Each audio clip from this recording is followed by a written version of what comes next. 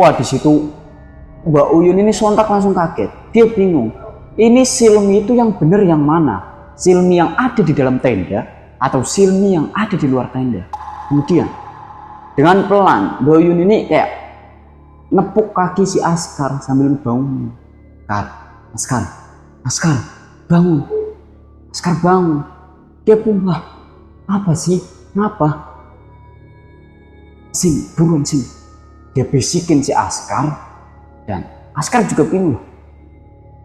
Dia ini nengok ke bagian depan, dan dia lihat di depan tenda ada orang yang duduk membelakangi mereka.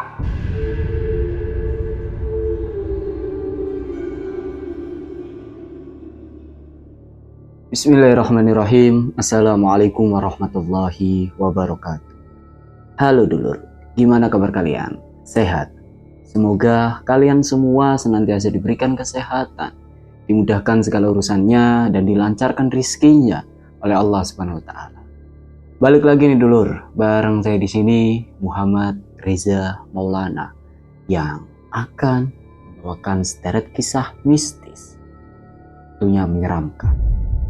Nah, berhubung durasi video kali ini lumayan panjang, jadi saya saranin buat kalian semua cari posisi ternyaman, ambil cemilan, dan langsung aja kita mulai ceritanya.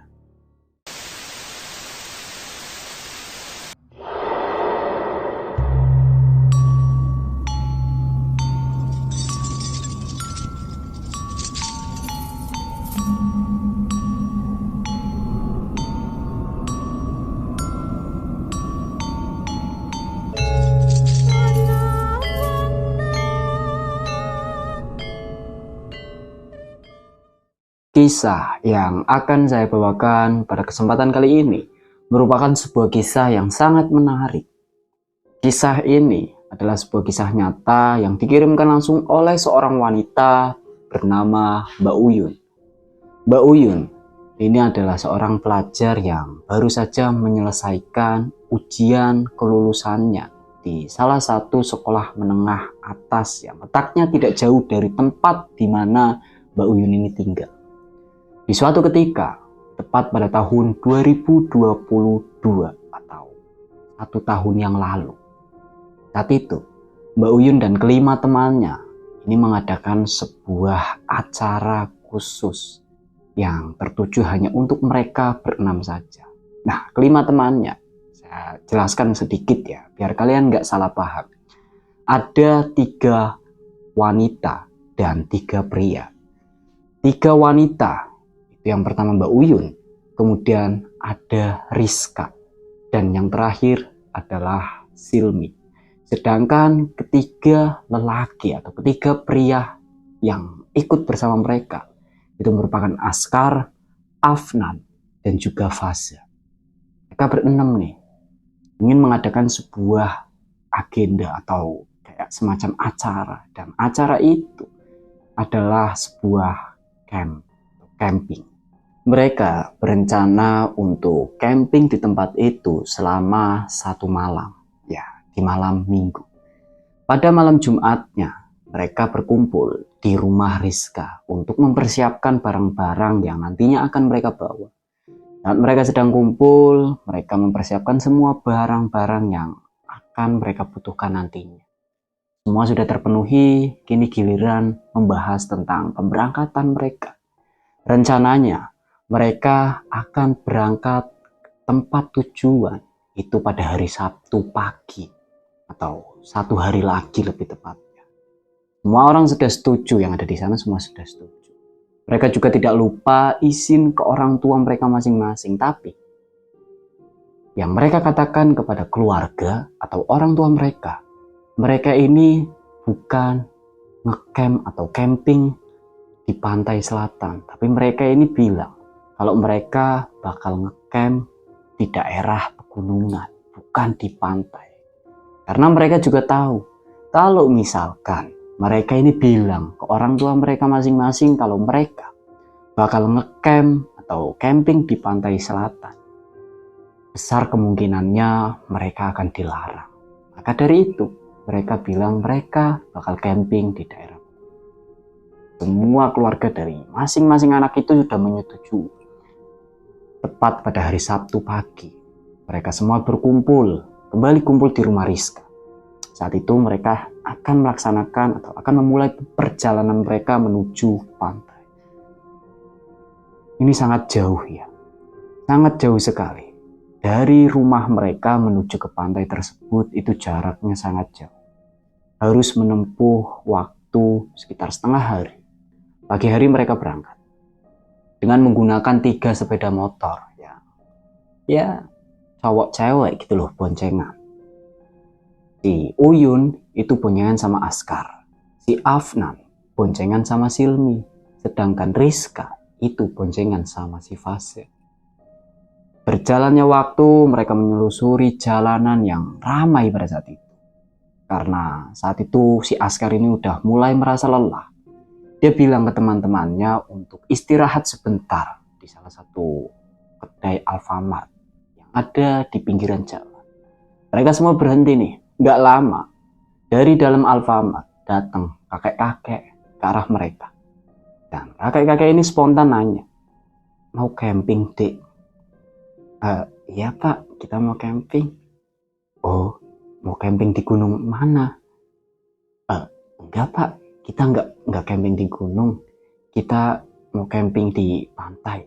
Dia ini langsung kayak kaget gitu loh. Terus dia bilang, pantai? Kalian mau camping di pantai mana, Dek? Si Faza ini langsung kayak bilang gini, kita mau camping di pantai selatan lah Pak. Pantai mana lagi yang letaknya paling deket sama tempat kita kalau bukan pantai selatan? Kalau kita ke pantai utara itu jauh banget Pak. Si bapak ini atau kakek-kakek ini itu kembali mengatakan suatu hal yang benar-benar aneh sih menurut saya. Dia bilang gini, Singalon, awas, nanti kalian didatangi Dewi Lancar. Mereka nggak tahu apa maksud dari ucapan si kakek ini. Terus si Askar ini cuma bilang, iya Pak, kita bakal hati-hati kok Pak. Kita minta doanya juga supaya didoain, biar kita semua selamat. Si kakek ini bilang, ya, saya bakal tetap ada di samping kalian semua. Kalian jangan sampai lupa beribadah, berdoa, dan kalian jangan sampai melanggar larangan yang ada di tempat itu. Mereka pun mengiyakan. Setelahnya, si kakek ini pergi menjauh dari mereka, entah kemana. Semua anak di situ tidak ada yang semacam memikirkan apa yang dikatakan oleh si kakek ini. Mereka ini hanya acuh tak acuh saja. Setengah jam berlalu, mereka pun memutuskan untuk melanjutkan perjalanannya. Mereka berjalan lagi. Tapi, pada saat di perjalanan, Askar ini ngobrol sama si Uyun. Yun, kamu paham gak sih sama apa yang dikatain sama kakek-kakek tadi? Hah? Kakek-kakek? Oh, kakek-kakek yang itu? Enggak, aku enggak paham. Emang kamu tahu apa maksudnya? Ya enggak sih, aku kan cuma nanya, aku kok ngerasa nggak enak. Udah, gak usah dihiraukan. Orang kakek-kakek tadi mungkin hanya cuma mengingatkan. Apa salahnya sih mengingatkan? Ya iya juga sih, udah jalan. Saat itu Askar ini sudah mulai merasa heran dan dia memikirkan tentang apa yang dikatakan oleh si kakek-kakek sebelumnya. Kemudian mereka berjalan lama sekali. Seharusnya ya, mereka itu sampai di lokasi yang mereka tuju pada pukul 1 siang atau tengah hari. Mereka berangkat jam 7, harusnya mereka sampai di tempat itu jam 1. Tapi mereka tidak berpikir panjang tentang hal itu karena mungkin yang mereka pikirkan itu hanyalah angan-angan mereka ketika sampai di tempat itu pada pukul 1 siang. Tapi kenyataannya tidak. Mereka harus berbuat apa? Mereka melanjutkan perjalanannya terus. Dan saking merasa lelahnya, mereka beristirahat kembali. Mereka istirahat di salah satu rumah makan yang terlihat udah usang dan kuno gitu. Rumah makannya ini udah kayak bener-bener lama. Terus letaknya itu jauh dari permukiman warga, dari tempat-tempat penduduk. Mungkin yang hanya makan di sana, orang-orang yang makan di sana hanyalah para pengendara yang lewat di depannya, karena itu letaknya di samping jalan raya. Kemudian di sekelilingnya itu hutan. Hutan, benar-benar hutan. Mereka berhenti di sana, mereka masuk. Keadaannya benar-benar sepi. Ketika mereka duduk, mereka panggil pelayan. Tapi saat itu, lama sekali tidak ada sautan dari siapapun di dalam tempat itu. Sampai pada akhirnya, Fase yang merasa geram karena perutnya sudah benar-benar lapar, memutuskan untuk melangkah ke bagian dapur sambil manggil-manggil. "Mbak, Mas, ini ada orangnya nggak sih? Mbak, Mas, saya mau beli." Di depan pintu dapur, saat Fase ini baru saja mau membuka pintu itu, dari belakang ada yang menepuk pundaknya. Ketika Fase nengok, terlihat seorang nenek-nenek yang sudah sangat tua dengan kondisi yang membungkuk. Nenek-nenek itu bilang, "Mau beli apa, Dik?" Dia sambil nahan rasa takutnya, dia bilang, kita mau makan, Nek, kita mau makan." "Oh, ya sudah, kalian tunggu, nanti saya bawain makanannya." Saya kembali langsung berlari. Terus saat sampai di teman-temannya ini, Fase ini bilang, "Kayaknya kita pergi aja deh dari sini, aku takut." Semuanya bingung dong. "Loh, takut kenapa sih? Bukannya kamu yang minta kita berhenti di sini buat makan?" "Iya sih, tapi aku ngerasa ada yang gak beres. Udah buruan aja, kita pergi aja." "Ah, udahlah Zah. Lagian aku juga udah merasa capek. Udah, kita makan aja di sini." Askar ini bilang gitu karena dia udah benar-benar ngerasa capek banget. Dan apa boleh buat dengan terpojoknya Fase sendirian. Dia hanya bisa, ya udah deh, yang ngalah. Gak lama datang. Nah, yang datang saat itu membawa makanan. Itu seorang wanita dengan gaun berwarna putih, rambutnya panjang, bawa nampan yang mudah penuh dengan makanan. Nampannya ini bukan nampan-nampan modern, itu pakai kayak sejenis tampah gitu loh, yang biasa untuk mengayak beras itu loh, yang terbuat dari rajutan bambu. Saat itu mereka semua ini juga sebenarnya bingung. Ini rumah makan udah ketinggalan zaman banget.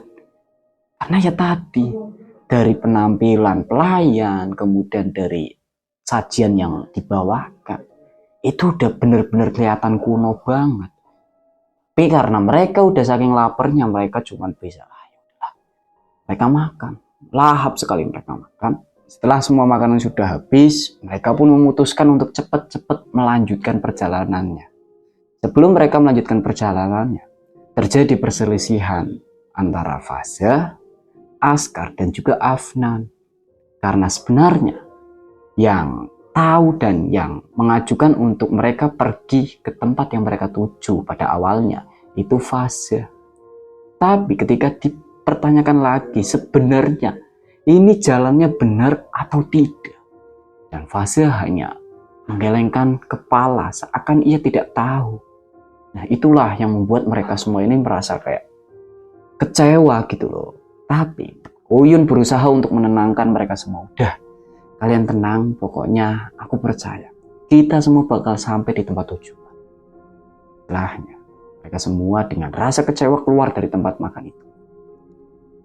Biaya makan itu ditanggung oleh Fase karena ya bisa dikatakan ia bendahara untuk kegiatan itu. Uangnya di Fase semua. Fase kembali ke dapur tempat makan itu. Saat di dapur, Fase bertemu dengan seorang pria yang benar-benar wajahnya tidak asing bagi Fase. Dan dia adalah kakek-kakek yang sebelumnya mereka temui di Alfamart pada saat itu. Fase bingung. Kakek-kakek itu ini berpapasan gitu. Fase masuk ke dapur, kakek-kakek ini keluar sambil kayak nyapa, sambil senyum. Fase cuma bisa bengong sambil dia nginget-nginget. Ini kayak kayak yang tadi, kakek-kakek yang tadi. Setelah ketemu pelayan, dari semua makanan yang tadi yang mereka makan ini, ternyata Fasya hanya diminta untuk membayar sebesar Rp5.000. Sontak Fasya ini benar-benar bingung. Kok bisa segitu banyaknya makanan yang mereka santap hanya perlu membayar 5.000? Tapi di situ dijadikan oleh Fasya ini sebagai kesempatan, ya udah, biarin saja. Lagipun juga ya lumayan lah, kita masih punya sisa uang. Uang dibayarkan 5.000, Fasya pun bergegas keluar. Saat keluar, Fasya ini bilang ke teman-temannya, tadi kalian lihat gak kakek-kakek yang keluar? Kakek-kakek yang sebelumnya kita temui itu di Alfamart itu loh. Tapi mereka semua ini hanya diam. Dan si Afdan ini bilang, kamu jangan ngawur. Orang tadi dari pertama kita masuk ke tempat ini sampai kita keluar ini sekarang, gak ada orang lain selain kita yang datang ke tempat ini. Kok kamu bilang ada kakek-kakek itu dari mana? Fasya cuma bisa bengong. Kemudian Askar pun langsung menegur mereka. Udah, ayo buruan kita lanjut, jangan sampai kita belum sampai ke tempat lokasi yang kita tuju sampai terbenamnya matahari. Karena itu bisa dikatakan pamali. Dan mereka pun melanjutkan perjalanan. Belum jauh dari tempat mereka makan. Belum jauh. Saat itu, tempat makan itu masih kelihatan di belakang mereka. Mereka berhenti. Ada salah seorang bapak-bapak yang melintas. Bapak-bapak ini bawa kayu. Nah, mereka berhenti. Ya, dengan niatan untuk nanya gitu loh. Nanya alamat. Setelah ditanya, permisi, Bapak tahu alamat pantai ini enggak? Si bapak ini bilang, oh saya tahu, ini udah kelewat jauh banget, kalian udah kelewat sekitar 5 kilometer. Loh kok bisa gitu? Padahal setahu mereka semua lokasi pantainya ini tepat berada di sisi sebelah kiri jalan Pantura yang mereka lewati. Tapi saat itu mereka tidak melihatnya, tidak pernah melihatnya. Lantas gimana bisa? Kok si bapak-bapak ini bilang mereka semua udah kelewat sekitar 5 kilometer.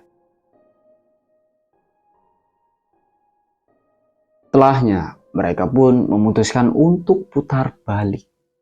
Karena seperti apa yang dikatakan oleh si bapak-bapak tadi, kalau mereka itu sudah kelewat dari tempat tujuan sekitar 5 kilometer. Mereka putar balik.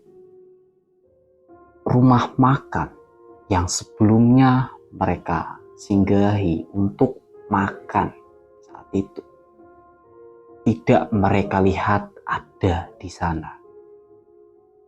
Mereka kebingungan. Padahal saat mereka berhenti untuk bertanya ke bapak-bapak tadi, rumah makannya ini masih kelihatan di belakang mereka. Tapi ketika mereka putar balik, rumah makan itu sudah tidak terlihat lagi dan berubah menjadi pepohonan, hutan gitu. Mereka semua bingung. Mereka ini sambil nengok kanan kiri memastikan apa yang mereka alami barusan itu benar atau tidak. Tapi saat itu mereka tidak memutuskan untuk berhenti. Dengan rasa penasaran, dengan rasa bingung, dengan rasa yang begitu bercampur aduk, mereka tetap melanjutkan perjalanannya. Lama mereka berjalan. Dan benar saja, mereka sampai di tempat yang mereka tuju itu pada pukul 3 sore hari.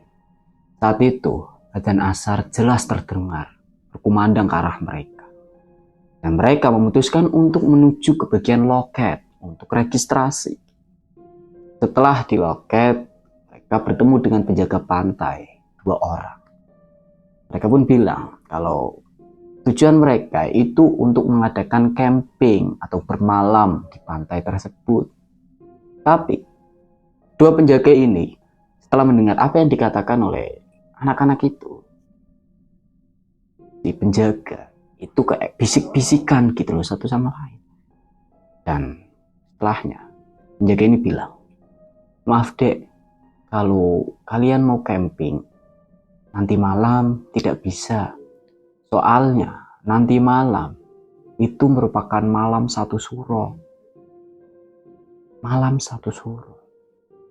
Setelah mendengar hal itu, mereka ini kayak langsung merasa kecewa gitu loh, karena sudah jauh-jauh datang ke situ, udah nyasar dan segala macam. Tapi mereka tidak berkesempatan untuk bermalam di tempat itu. Kemudian mereka bilang sama si penjaga, "Loh, Pak, terus gimana? Kita ini jauh-jauh, Pak, dari rumah ke sini.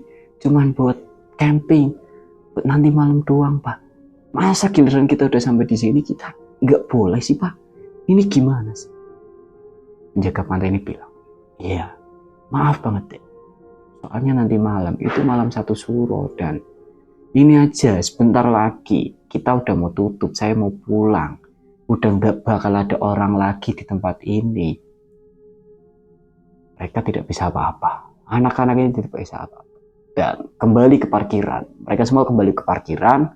Ternyata Faza dan juga Afnan ini memiliki kayak semacam rencana busuk untuk bisa masuk ke dalam pantai itu. Setelah mendengar apa yang dikatakan oleh si penjaga tadi, kalau sebentar lagi penjaga ini mau pulang, mereka langsung berpikir, si Faza sama si Afnan ini langsung berpikir, "Oh ya udah, kita tunggu aja penjaga pantainya pulang, habis itu kita masuk. Udah kelar." Tapi tanpa mereka pikir kembali, hal itu akan menjadi sebuah hal yang benar-benar buruk bagi mereka semua. Karena menurut cerita warga di sekitar pantai itu, malam satu suro itu merupakan sebuah malam yang sakral. Menurut beberapa warga, pada malam itu akan ada keturunan dari Nyi Roro Kidul yang melaksanakan ritual suro di tempat itu. Dan menurut warga juga, siapapun dan apapun yang berniat atau mengusik kenyamanan para keturunan Nyi Roro Kidul yang sedang melaksanakan ritual akan mendapatkan sebuah gangguan. Mereka tidak segan untuk menyakiti, bahkan untuk membunuh siapapun yang mengganggu mereka. Tapi hal itu tidak menjadi pantangan serius bagi keenam anak ini. Mereka tetap bersikeras untuk melakukan camping di tempat itu. Pada pukul 5:30 sore, terlihat dua penjaga yang sebelumnya mereka temui ini beranjak pergi. Dan dari situlah mereka memutuskan untuk masuk dengan melompati pagar yang dibuat oleh para petugas. Setelah masuk, mereka langsung mencari tempat yang strategis untuk mendirikan tenda. Setelahnya, mereka ini langsung mendirikan dua buah tenda. Satu tenda untuk pria, satu tenda untuk wanita. Kemudian, malam pun tiba. Kalian ingat gak apa yang disampaikan oleh si kakek-kakek pada saat mereka bertemu di Alfamart? Kakek-kakek ini kan bilang ya, untuk mereka semua agar tidak melupakan ibadah dan juga berdoa. Tapi kenyataannya, di antara mereka semua saat itu tidak ada yang melaksanakan sholat. Entah apa yang mereka pikirkan, entah mungkin lupa, atau mungkin memang karena ya saya tidak tahu. Kemudian malam harinya setelah dan isya, mereka ini langsung kayak membuat api unggun. Mereka ngobrol asik dan lain sebagainya. Saat asik lagi ngobrol, tiba-tiba si Silmi ini perlahan mundur dan dia bilang ke teman-temannya kalau dia mau buang air kecil. Itu Rizka ini langsung mengajukan diri. Aku temenin. Tapi Silmi menolak dengan berkata, "Nggak usah, udah orang, aku sebentar doang." Rizka dan teman-teman yang lain pun mengiyakan, "Yaudah, jangan jauh-jauh, yang penting lekas kembali karena waktu sudah mulai malam." Silmi pergi. Sekitar 10 menit, Silmi tidak kembali lagi. Saat itu, kini giliran si Fase yang ya dia bilang, aku mau buang air kecil. Kemudian Fase menjauh. Nah, di situ Afnan ini sebenarnya paham apa yang dilakukan oleh si Fase dan juga Silmi.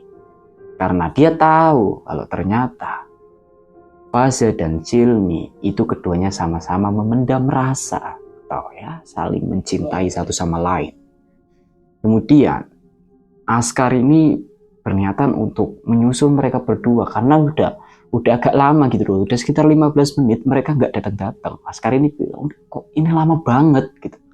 Tapi si Afnan ini kayak menghalang-halangi, udah nggak usah biarin, ntar juga balik lagi.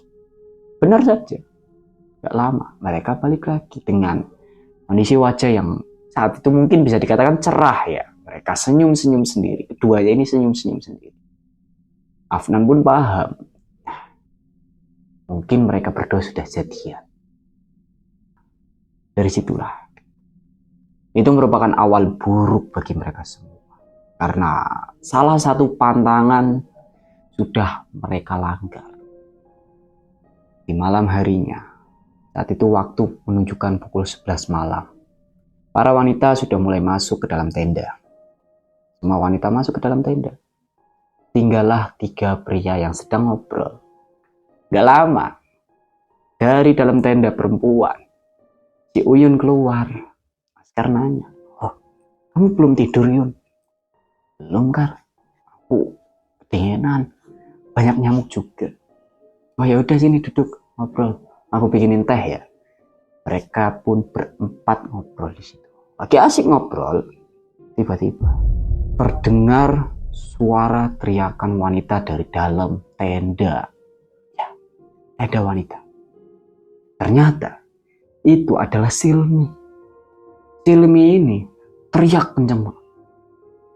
Spontan, mereka berempat yang ada di luar langsung lari ke tenda wanita dan dibuka. Ternyata Silmi dengan kondisi ketakutan sudah meringkuk sambil menutup wajahnya. Entah apa yang dilihat oleh si Silmi ini. Si Rizka yang sebelumnya tidur, dia kebangun dan teman-teman yang tadi di luar ini langsung nanya ke Rizka, "Kak, Silmi kenapa, Kak? Silmi kenapa?" "Aku nggak tahu. Orang tadi aku tidur tiba-tiba dia teriak. Aku nggak tahu, sumpah aku nggak tahu." Uyun pun berusaha untuk menenangkan si Silmi yang kondisinya masih ketakutan. "Sil, udah Sil, kamu kenapa? Ini aku Uyun, Sil. Ini aku Uyun." Perlahan, Silmi membuka wajahnya dan menatap ke arah Uyun. Dan setelahnya, Silmi ini langsung meluk. Dia langsung meluk si Uyun. Setelah si Silmi ini udah merasa ya agak tenang, barulah di situ Askar ini nanya, "Kamu kenapa, Sil? Apa sih yang terjadi? Kamu lihat apa?" Silmi bilang, dia menceritakan kalau ternyata nih ya, gini ya dulur, posisi tidurnya itu kan tiga wanita. Di bagian pojok itu Rizka. Nah, bagian tengah itu Silmi. Sedangkan bagian sampingnya itu si Uyun. Sedangkan kalian tahu kalau Uyun tadi itu kan keluar tenda. Otomatis di sebelahnya si Silmi itu udah gak ada orang. Kan gitu. Nah, posisi tidurnya saat itu si Rizka ini menghadap ke bagian ujung tenda. Berarti membelakangi si Uyun dan juga Silmi. Nah, si Silmi ini menghadap ke bagian pundaknya si Rizka. Otomatis dia membelakangi Uyun. Nah, setelahnya si Silmi ini dia nengok ke arah belakang, kayak ini kayak ngelindur gitu loh. Dia nengok ke arah belakang dengan kondisi ya agak sadar. Dia ngeliat di depannya benar-benar dia berpapasan dengan wajah yang benar-benar dia tahu kalau itu bukan si Uyun. Wajahnya ini udah benar-benar kayak tua banget, udah kerutan di mana-mana, senyum dengan gigi yang hampir sudah hilang. Spontan dong, si Silmi ini teriak dan itulah yang membuat dia teriak tadi. Setelah mendengar hal itu, si Afnan ini bilang, kamu paling ngelindur kamu. Orang gak ada apa-apa kok. Ini kita di sini ini cuman berenam, gak ada orang lain selain kita. Udah, tidur. Kalian tidur. Kemudian para wanita ini melanjutkan untuk beristirahat, sedangkan para pria keluar. Belum ada sepersekian menit mungkin ya, angin ini membentuk sebuah pusaran yang benar-benar kencang banget ke arah mereka semua. Ini kayak semacam badai yang menghantam mereka semua. Saat itu mereka langsung panik, bingung. Barang-barang mereka ini porak-poranda. Disitulah kejadian aneh ini membuat Askar semakin yakin kalau ada yang gak beres dengan mereka semua. Lama, angin pun berhenti. Setelahnya mereka langsung membereskan semua barang-barang. Ternyata satu tenda milik mereka ini ada yang robek. Dan karena mungkin terkena angin yang begitu dahsyat tadi, otomatis tinggal hanya satu tenda. Dan secara mau tidak mau ya, mereka harus tidur di tenda yang seharusnya hanya berkapasitas 4 orang. Kini harus diisi dengan 6 orang sekaligus di dalamnya. Setelahnya mereka pun beristirahat. Semakin larut, hal ganjil semakin terjadi. Saat itu, Mbak Uyun ini terbangun dari tidurnya ketika mendengar suara yang berasal dari luar tenda. Suaranya ini seakan-akan kayak sosok yang sedang mencakar-cakar tenda. Entah apa itu. Dan itu terlihat dari dalam tenda itu kayak ada kuku atau jari yang digaruk-garukan ke tenda. Sontak, Mbak Uyun ini teriak, "Hai, siapa itu?" Tapi tidak ada jawaban. Mbak Uyun ini keluar, duduk di depan tenda sambil mainan HP. Lagi asik mainan HP. Dari belakang, pundaknya ada yang menepuk. Dia nggak berani langsung nengok ke belakang. Dia genggam HP-nya. Dia merem sambil dia istighfar. Astagfirullahaladzim. Barulah dia nengok perlahan ke arah belakang. Dan ternyata itu kakek-kakek yang sebelumnya mereka lihat. Kok bisa kakek-kakek itu ada di sana? Untuk apa? Dan ngapain kakek-kakek itu di sana? Mbak ini nanya, "Loh, kakek kok di sini?" Tanpa menjawab, dia hanya tersenyum. Kemudian dia hanya bilang, "Kowe kabeh ciloko." Yang bisa diartikan dalam bahasa Indonesia, kalian semua celaka. Tanpa menjelaskan apa maksudnya, kakek ini beranjak pergi dan hilang di telan kegelapan. Dan itu ya sudah, tanpa memikirkan hal-hal yang membuat Mbak Uyun ini bisa menjadi pusing. Dia cuma terus melanjutkan bermain HP. Saat itu, HP-nya dimatikan. Dari HP-nya ini ada pantulan. Ada seseorang di belakangnya. Setelah ditengok, ternyata itu Silmi. Silmi ini udah berdiri di belakang Mbak Uyun sambil diem doa. Uyun ya sontak nanya dong, "Loh, Sil, kamu gak tidur?" Silmi cuma geleng-geleng kepala. Dia duduk di samping Mbak Uyun. Mbak Uyun saat itu masuk ke dalam tenda. "Aku tidur dulu ya, aku ngantuk." Dia bilang gitu ke Sil. Dia masuk. Baru dia buka itu pintu tendanya dibuka, krek. Dan aneh ketika ternyata dia baru ngeh di dalam tenda itu ada 5 orang. Dalam tenda ada 5 orang. Seharusnya karena tadi ya si Silmi ini keluar dan salah satunya Mbak Uyun, berarti seharusnya hanya ada 4 orang dong di dalam tenda. Terus satunya siapa kalau tadi si Silmi ini keluar? Mbak Uyun cek. Dia cek. Ada salah satu orang yang wajahnya ini ditutupi pakai selimut. Dibuka. Ternyata itu Silmi. Wah, di situ Mbak Uyun ini sontak langsung kaget. Dia bingung. Ini Silmi itu yang benar yang mana? Silmi yang ada di dalam tenda atau Silmi yang ada di luar tenda? Kemudian dengan pelan Mbak Uyun ini kayak nepuk kaki si Askar sambil bangun. Askar, bangun. Askar bangun. Dia pun lah, apa sih? Kenapa? Sim, buruan Sim. Dia bisikin si Askar dan Askar juga bingung. Dia ini nengok ke bagian depan dan dia lihat di depan tenda ada orang yang duduk membelakangi mereka. Kata Mbak Uyun itu adalah si Silmi. Tapi di dalam tenda itu juga ada Silmi. Terus yang mana Silmi? Askar ini bilang ke Mbak Uyun, udah Yun, sekarang gini aja, kamu bangunin Silmi yang ini, aku cek keluar Silmi yang di depan. Mbak Uyun langsung mengiyakan. Dibangunin Silmi yang ada di dalam tenda, sedangkan Askar keluar dan dia ngecek Silmi yang ada di luar tenda. Yang benar yang mana? Setelah dibangunin, Silmi ini bangun dan dari apa yang dilakukannya, ini kayak meyakinkan Mbak Uyun kalau ini benar-benar si Silmi. Sedangkan di luar tenda, saat itu Askar ini menepuk pundak Silmi. Nengoklah si Silmi dengan wajah yang benar-benar pucat. Silmi ini nengok, tapi badannya tetap lurus membelakangi mereka semua. Hanya kepalanya saja, seakan-akan kepalanya muter. Wah, di situ Askar benar-benar kaget, dia teriak, dia mundur sampai jatuh. Gak lama dari situ, tiba-tiba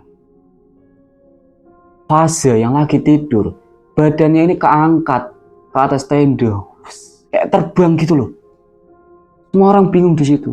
Semuanya langsung berhamburan lari dari dalam tenda, keluar semuanya. Di dalam tinggal Fase sendirian. Nah, kemudian Askar dan juga Afnan ini memutuskan untuk masuk ke dalam tenda dan menyadarkan si Fase yang keadaannya entah itu tidur, pingsan, atau bagaimana. Karena sebelumnya mereka benar-benar ngelihat dengan jelas tubuh Fase ini terangkat seakan-akan terbang setelah masuk ke dalam tenda. Saat itu Fase ini ternyata tidur, dibangunin sama Askar. Fase, bangun, cepet bangun. Dia bangun. Dan Askar bilang, ayo keluar, cepat keluar. Dia pun nurut. Mereka keluar.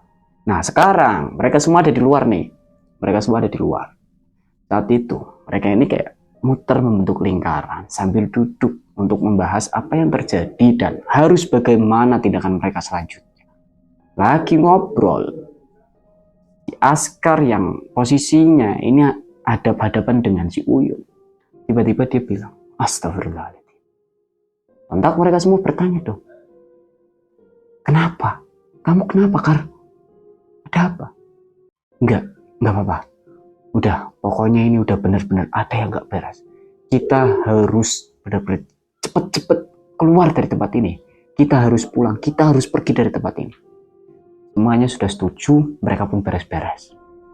Lagi asik beres-beres, Silmi secara tiba-tiba ketawa dengan sangat lengking sekali. Suaranya ini benar-benar khas banget. Macam suara kuntilanak. Gak lama dia ketawa. Dia lari ke arah pantai atau bibir pantai. Entah apa tujuannya. Karena saat itu mereka semua merasa panik. Askar ini bilang, Yun, kejar Silmi, buruan kejar. Karena Askar takut nantinya Silmi bakal bunuh diri. Dikejarlah saat itu oleh si Uyun, ditangkap, dipeluk, dan kondisi yang mungkin masih kesurupan. Si Silmi ini benar-benar dia teriak, dia ketawa, dia nangis jadi satu saat itu.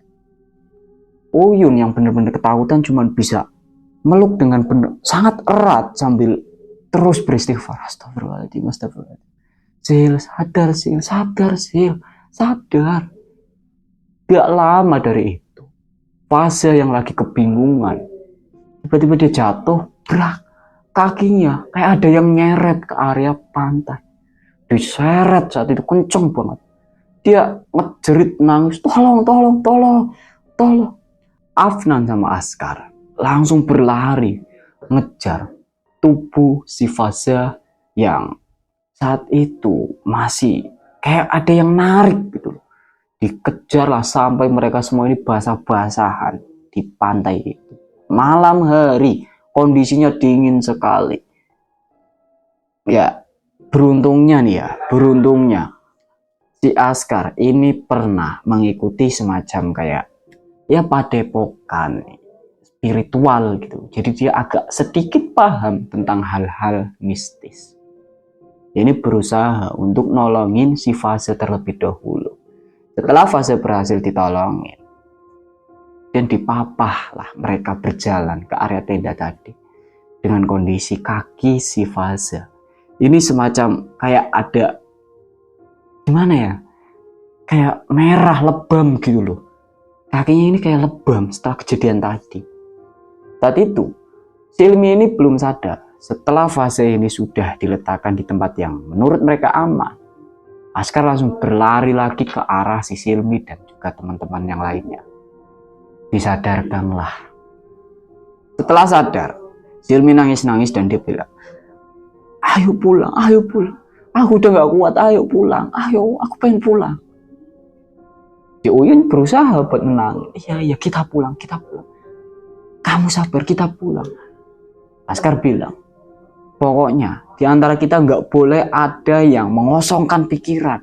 Kita harus tetap beristighfar minimal. Mereka semua pun langsung mengiyakan. Mereka melanjutkan untuk beres-beres.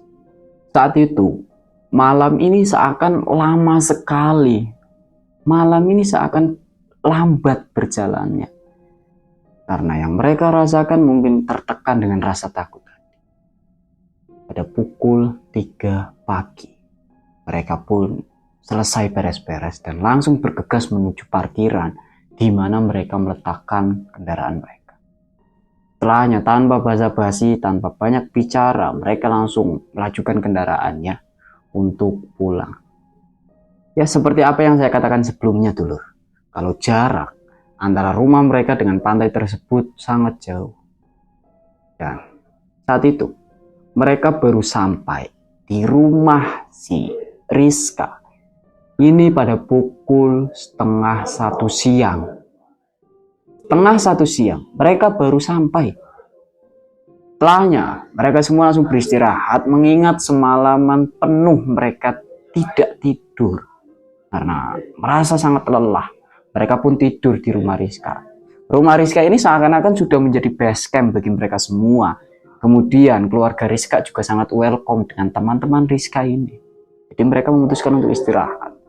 Jam 4:30 sore mereka semua terbangun dan mereka makan di rumah Rizka. Saat itu sudah disediakan makanan oleh ibu Rizka. Namanya Bu Halimah. Bu Halimah ini bagian ruang tamu. Dia bawain makanan. Semua anak-anak ini, ke-6 anak ini disuruh makan. Setelah mereka makan, mereka pun memberanikan diri untuk menceritakan apa yang mereka alami kepada Bu Halimah atau ibunya Rizka. Setelah diceritakan, sebenarnya Bu Halimah ini merasa kecewa dengan mereka semua. Karena mereka semua ini sudah berbohong terhadap Bu Halimah dan terhadap orang tua mereka sendiri-sendiri. Karena pada awalnya mereka bilang kan mereka mau mendaki. Kenapa kok tiba-tiba mereka ini camping di pantai yang sudah jelas terlarang?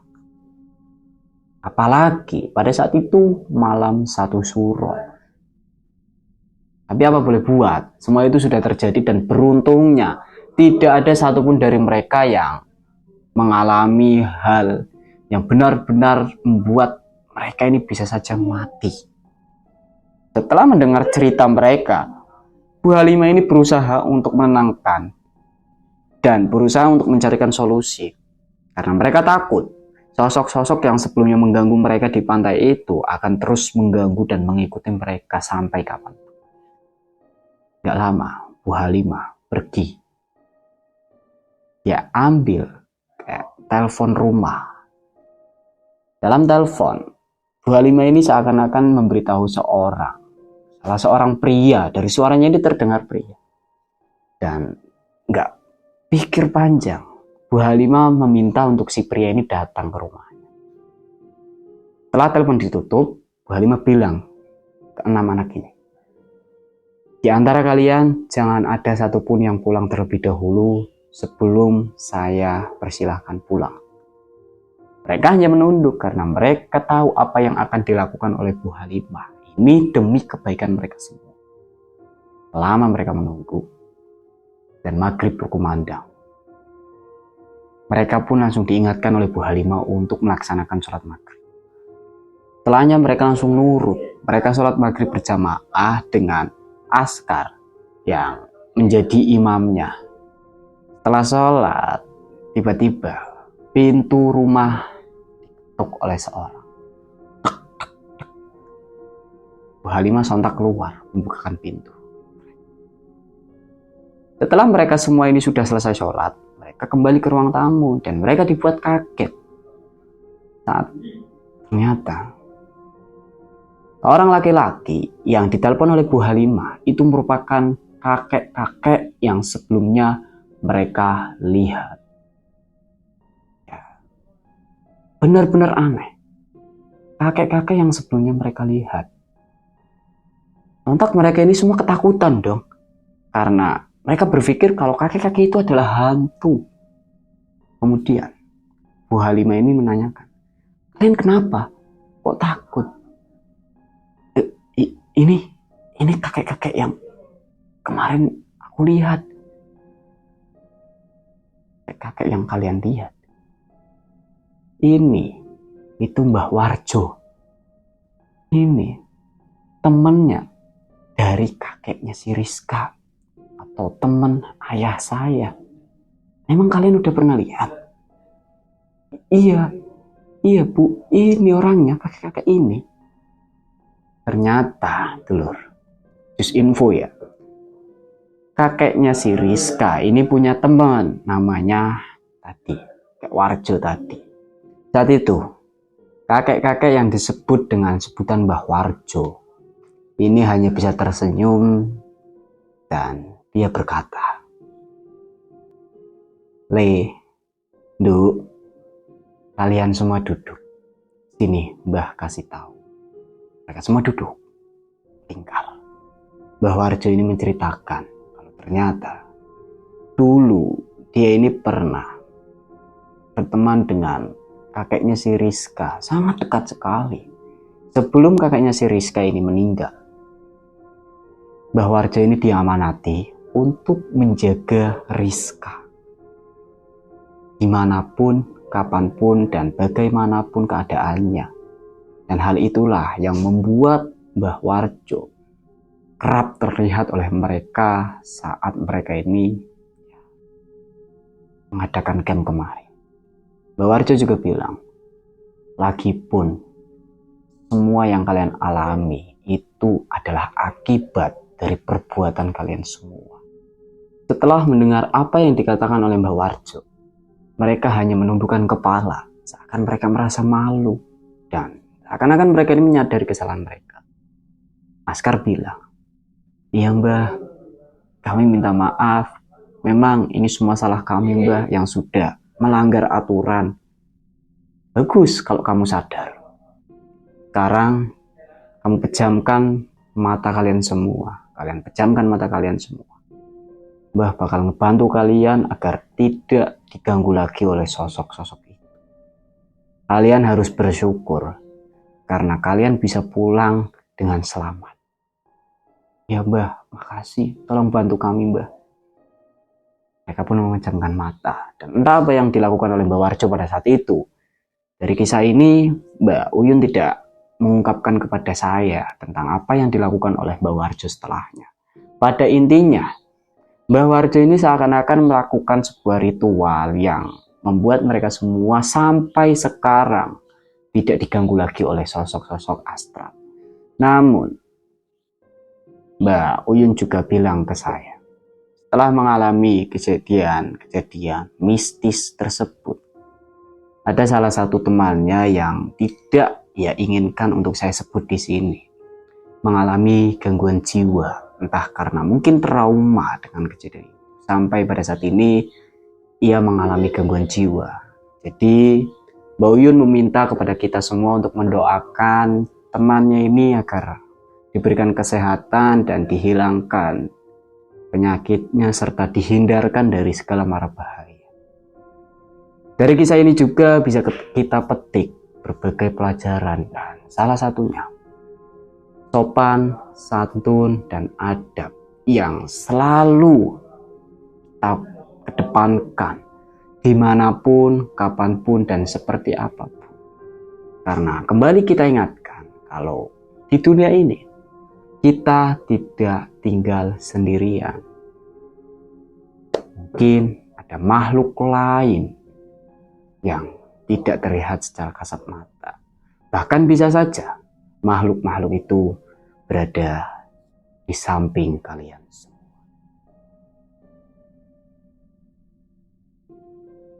Itu saja yang dapat saya sampaikan pada kesempatan kali ini. Kurang lebihnya mohon maaf. Assalamualaikum warahmatullahi wabarakatuh.